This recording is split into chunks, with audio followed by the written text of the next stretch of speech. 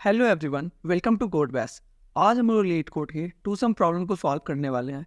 इस प्रॉब्लम के लिए हम इसका अप्रोच, टाइम कॉम्प्लेक्सिटी और लास्ट में हम कोड भी देखेंगे।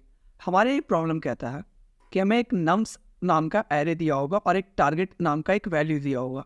तो हमारे एरे के किसी भी दो एलिमेंट का सम जब टारगेट के इक्वल हो जाएगा तो उस केस में हमें एरे के एलिमेंट का इंडेक्स रिटर्न करवाना होगा। तो अगर आप एग्जाम्पल 1 को देखोगे तो इसमें 2, 7, 11, 15 है एरे और हमारा टारगेट है 9। तो इस केस में 2 + 7 करने पे हमें अचीव हो जा रहा है 9।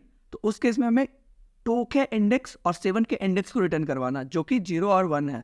तो हमें बेसिकली ये करना। तो इसके लिए हम अप्रोच देखते हैं क्या होता है।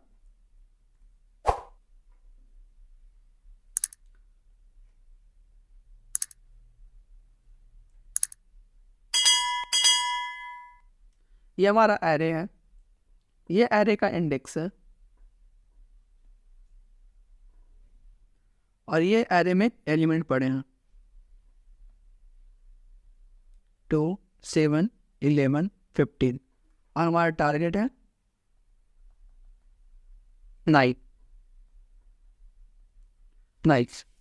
तो अब हमें इसे अचीव करने के लिए हम क्या कर सकते हैं। अभी अगर आप देखोगे तो आप 2 को और 7 को ऐड करोगे तो इजीली टारगेट अचीव हो जा रहा है। तो मतलब कि दो एलिमेंट को हम ऐड कर रहे हैं, तो उसके लिए हमें लूप लगाना होगा एरे में ट्रैवर्स करने के लिए। तो अप्रोच कुछ ऐसा होगा कि स्टेप 1 में हम एक लूप रन करेंगे n तक, और n हमारा कुछ नहीं, बस एरे का साइज होगा। और उसके बाद हमें एरे के हर एक एलिमेंट को बाकी एलिमेंट से ऐड करके चेक करना होगा। मतलब एरे अगर i पे हम है तो एरे ऑफ i + 1 से लेकर के n तक हमें चेक करना होगा कि लास्ट वाले एलिमेंट तक चेक करना होगा किसका सम इसके इक्वल होगा। तो उस केस में हमें क्या करवाना पड़ेगा, यहां से अगर देखोगे यहां से हमें एक और लूप लगाने की जरूरत पड़ेगी, क्योंकि जो दूसरा लूप है वो भी हमें i + 1 से लेकर के n तक चलाने की जरूरत है। तो मतलब स्टेप 2 में हमारा क्या आ जाएगा, स्टेप 2 में हमारा हो जाएगा दूसरा लूप जो i + 1 से लेकर के n तक चलेगा। और फिर हम एक कंडीशन लगाएंगे कि if array of i + array of j equal to target, उस केस में हमें रिटर्न कर देना है i और j। और अगर कुछ नहीं मिलता तो हमें ब्लैंक रिटर्न कर देना। ठीक है। आप क्वेश्चन में एक बार देखोगे तो यहाँ पे हमें गिवन किया हुआ है कि you may assume that each input would have exactly one solution and you may not use the same element twice. मतलब कि एक एलिमेंट को हम 2 बार यूज नहीं कर सकते हैं। तो हम जिस एलिमेंट पे होंगे, जिस इंडेक्स पे होंगे, उस इंडेक्स को भी दोबारा यूज नहीं कर सकते। तो हम उसके आगे से ट्रैवर्स करेंगे, क्योंकि जिस एलिमेंट पे हम होंगे उसके पहले का एलिमेंट हम ऑलरेडी कर चुके होंगे और उसके आगे का एलिमेंट बच रहा होगा उस एलिमेंट से ऐड करने के लिए। तो एक बार इसका ट्राई रन देखते हैं कैसे होता है। हमारा एरे क्या था, जल्दी से मैं एरे बना देता हूँ।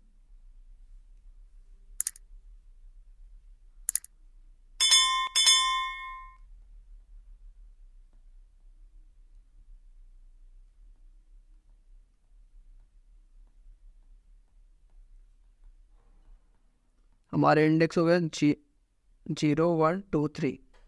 तो जब हमारा लूप 1 एरे ऑफ i हमारा जब यहाँ पे होगा, जब यहाँ पे होगा तब i = 0 पे जब पॉइंट करना होगा तो उस केस में हम क्या करेंगे, for int i = 0 i is less than n i ++। ये तो हमारा पहला लूप लग गया। आई गेस इतना तो आप सबने गेस कर लिया होगा। तो उसके अलावा जब हम अगली बार के लिए ट्रेवर्स कर रहे होंगे तो हमें क्या होगा कि 2 से आगे देखना। तो 2 है हमारे पास। अब 2 + i + 1 यानी कि जहाँ पे i है i के नेक्स्ट वाला एलिमेंट। तो इस केस में हमारा i क्या है, बहुत अच्छे, 7। तो आई हमारा 7 है, तो 2 + 7 = 9। तो हम अचीव कर ले रहे हैं 9। तो इस केस में ये इजीली रिटर्न कर पा रहे हैं। लेकिन अगर हमारा टारगेट जो होता वो होता 17, ठीक है, या आप लगा लो 22 लगा लो, तो कैसे काम करता?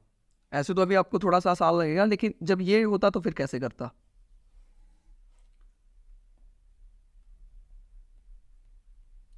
तो इस केस में पहले लूप आता i = 0, j = 1, i + 1 that is 1।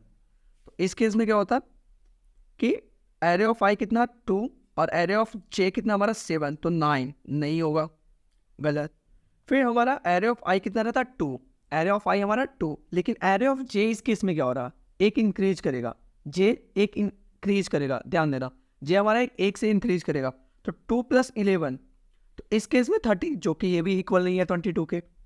फिर क्या होगा कि एरे ऑफ i अभी भी हमारा 2 पे होगा, और एरे ऑफ j इस बार एक बार फिर से इंक्रीज करेगा और 15 पे जाएगा, तो उस केस में 17 आएगा, लेकिन ये 22 के इक्वल नहीं है। अब यहाँ पे समझने वाली बात है, हम एरे ऑफ i के लिए पूरा ट्रैवर्स कर चुके हैं यहाँ से यहाँ तक। क्या 7 के लिए हमने पूरा ट्रैवर्स किया? 11 के लिए किया? नहीं। तो उस केस में हम i को इंक्रीज करेंगे, तो अब हमारा i क्या हो जाएगा? अब हमारा i 1 हो जाएगा।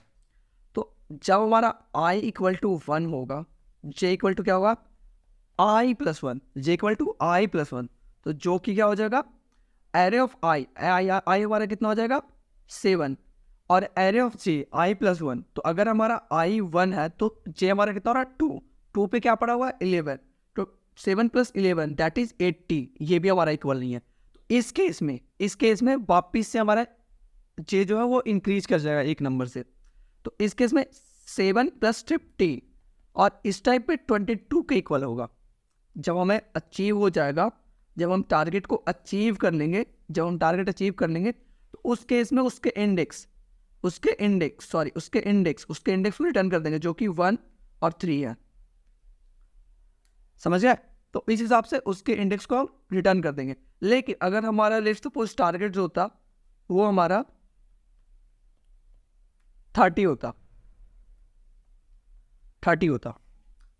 तो array of array of i = 1 और j = 2 पे तो नहीं हुआ, तो 3 के लिए चेक करते, तो 7 प्लस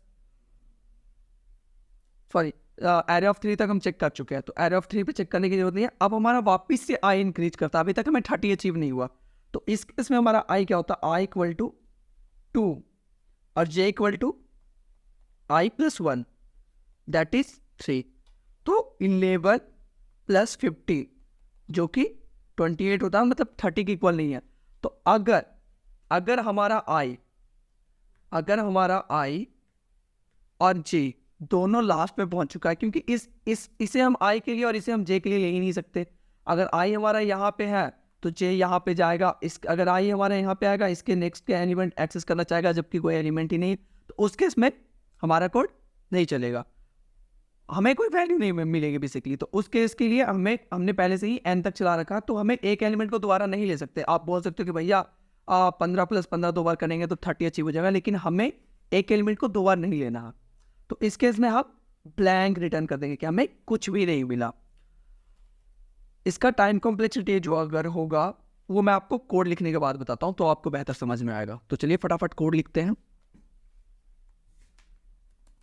int n = nums.size, इससे हमने साइज निकाल लिया। हमने एक लूप रन किया, सॉरी गाइस,